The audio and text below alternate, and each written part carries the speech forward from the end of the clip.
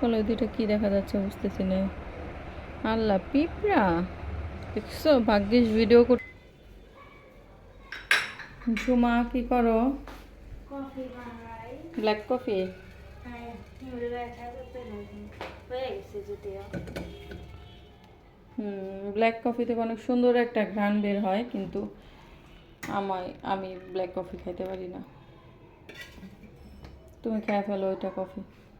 না, তো এই তো ওই শীতের প্রথম দিকে কয়েকদিন সন্ধ্যায় নাস্তা খেয়েছিলাম আমরা চিতই পিঠা আর ভর্তা দিয়ে। এগুলা কিনে আনা হয়েছে একটু আগে, হচ্ছে আমাদের বাসার যে ম্যানেজার ওনাকে দিয়ে কিনে নিয়ে আসলাম। এখন আমরা সবাই গরম গরম চিতই পিঠা খাবো সন্ধ্যার নাস্তায়।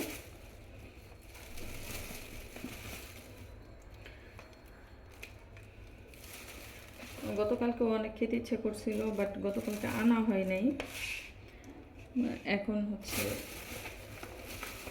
কয়টা এখানে সাজানোর পরে গুনতেছে। নিচেও তো দিয়েছিলাম ওনাদেরকে, সবাই দারোয়ান সহ সবাইকে।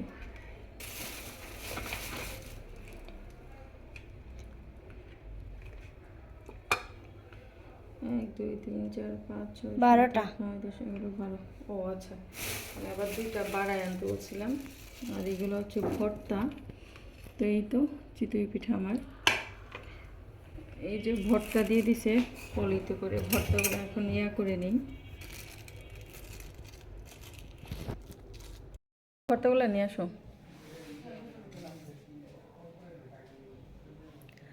এটা হচ্ছে দুপুরবেলা বানানো হয়েছিল বাসায়, ধনিয়া পাতা, কাঁচা ধনিয়া পাতা, আর এই যে ভর্তা, আর এই তো।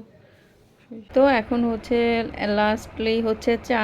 চা ছাড়া তো চলেই না, অন্য কিছু খাই আর না খাই, চা খেতে হবেই। কালো কালো দুইটা কি দেখা যাচ্ছে বুঝতেছি না। আল্লাহ পিঁপড়া দেখছো, ভাগ্যিস ভিডিও করতেছিলাম, তা নাহলে তো খেয়ালই করতাম না যে পিঁপড়া চার মধ্যে। সেট কেমনটা লাগে এখন। ভাবছিলাম যে চাটা খাবো আর কাজটা শুরু করবো আবার।